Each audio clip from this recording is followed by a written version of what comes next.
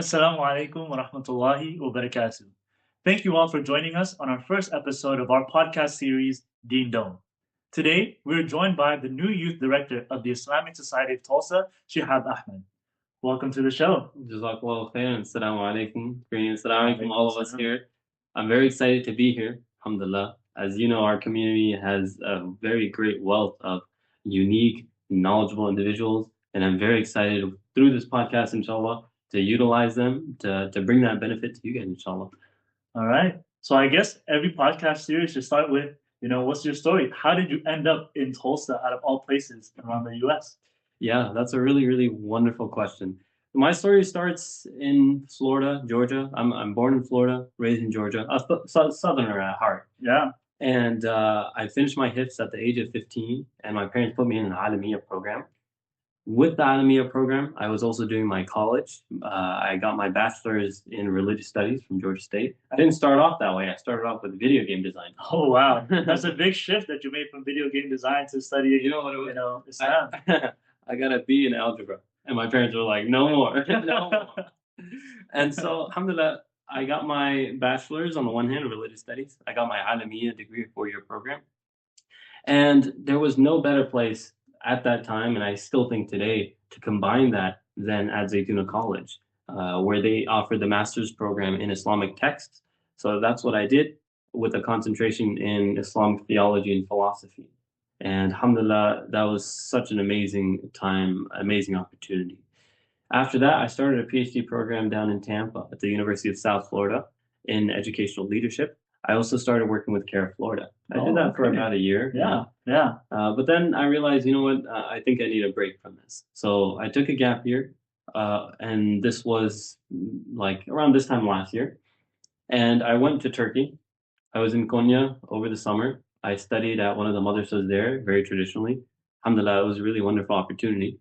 And I came back to Atlanta, and I was just pretty busy reading and writing my books. And that's my passion, reading and writing. Oh, okay. Yeah. And that's when I got the job offer for here. And my friend said, take a look at this. You'll be good at this. And alhamdulillah, it's in Allah's qadr that I'm here now. Well, we're very, very, very lucky to have you here. Alhamdulillah, you were brought to us in this community to kind of help facilitate a lot of the youth development that we have been lacking for many years now. And so I know you did mention how your passion kind of resides in writing and reading. Are there any projects, or could you expand on anything that you're working on or anything that you're reading at the moment? Yeah. I mean, the full list would take too long to talk about here. Alhamdulillah. But I'll tell you some of the big things. I mean, I believe everyone at one point everyone all the time should be going through at least one book. So for me, this is it right now. It's The Road to Makkah by Muhammad Asad. Alhamdulillah, I'm very excited to start going through this book. I hear so much about it. So this is kind of a personal thing. In terms of my writing projects, this has really been kind of my magnum opus. Oh, okay. It's called The Modern Muslim Teen. And really, I say this is kind of like a self-help book for young Muslims. Okay. Right? Yeah. And alhamdulillah, I got a publisher for it. So we're kind of going through, editing it, making sure everything is okay. We deal with topics such as, drugs, pornography, music, money, technology, right? Friends in the opposite gender, marriage and relationships. I mean, these are really, really important topics for Muslims like us today. Right. And so alhamdulillah, I got a publisher for this, but it's kind of on the back end. It's with editors, and inshallah, once I get that back, we can expect this book to be on shelves maybe end of the year, inshallah. Hey, we gotta keep a lookout for it, right? Inshallah. I have to make a comment about how you're dressed right now. You have a very unique sense of style. Can you explain to us like why you are dressed in this way? Yeah, that's a really good question. Yeah. Alhamdulillah. Dr. Umar Abdullah, he has this really amazing article, and I recommend us all to read it. It's called Islam, the Cultural Imperative. And in it, he brings this point. He says that Islam has this ability that it can adapt to any culture. Yeah. Right. He gives us a metaphor of a river, that Islam is a clear river that flows over colorful bedrock. And the purpose of Islam is to really pull the color out, to make it shine, to bring out the best of the cultures. Mm-hmm. And he says when we look at Islam in Mali, it looks like Islam in Mali. When we look at Islam in China, it looks Chinese. When we look at Islam in Bangladesh, it looks Bengali. But what does Islam in America look like? Right. Right. Thus far, I really believe we haven't developed an American Muslim identity yet. And what we were taught is that the way to develop that American Muslim identity is to dress the best way that Americans do. And that's, for me, it's wearing a suit and tie. It's looking good. And also when we look at the Quran doesn't give, specific clothing to wear.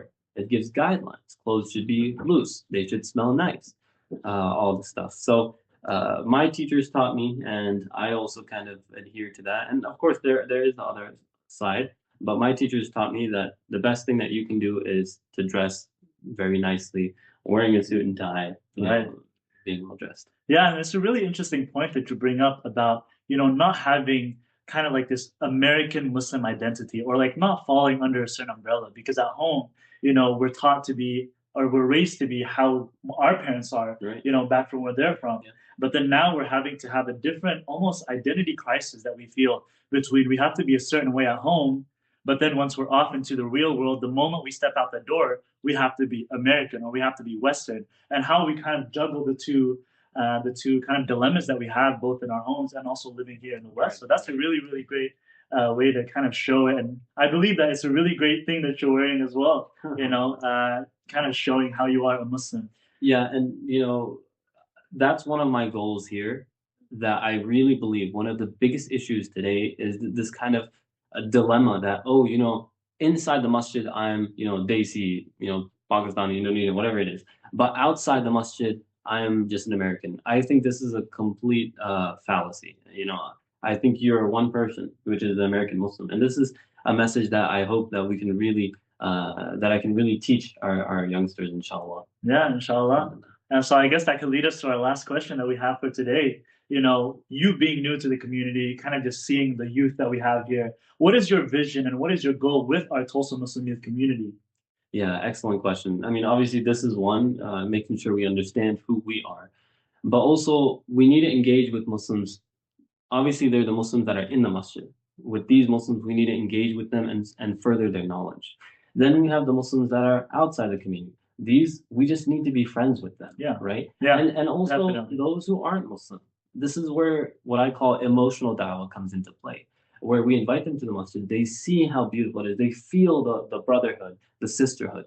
That to me is leagues more important than verbal dawah, right? Yeah. Oh, you need to believe in Islam. You need to argue someone into believing. No one does that. Mm-hmm. No one believes that.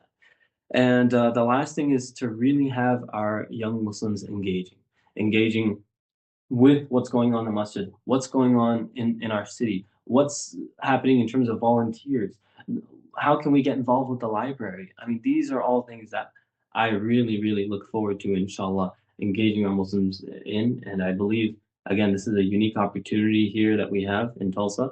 And I look forward to serving you as your youth director, inshallah. And to also, top it off, I know you talked about emotional da'wah, but I think there's also a physical aspect of da'wah as well.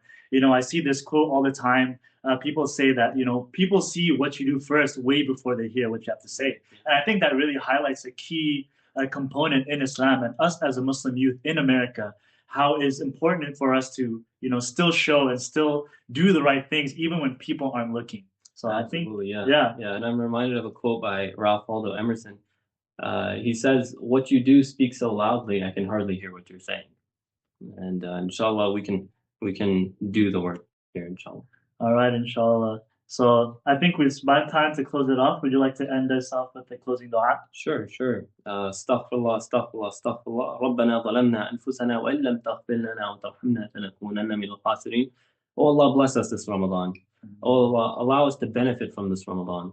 Allow us to catch Laylatul Qadr, the night of power. Oh Allah, forgive us this Ramadan. Oh Allah, strengthen the community bond this Ramadan. Oh Allah, forgive us, grant us your mercy and protect us from the fire of hellfire. آمين. سبحان رب العزة عما يصفون وسلام على المرسلين والحمد لله رب العالمين. Jazakallah khairan for everybody watching. Inshallah, we'll catch you in the next episode of Deen Dome. Assalamu alaikum wa rahmatullahi wa barakatuh.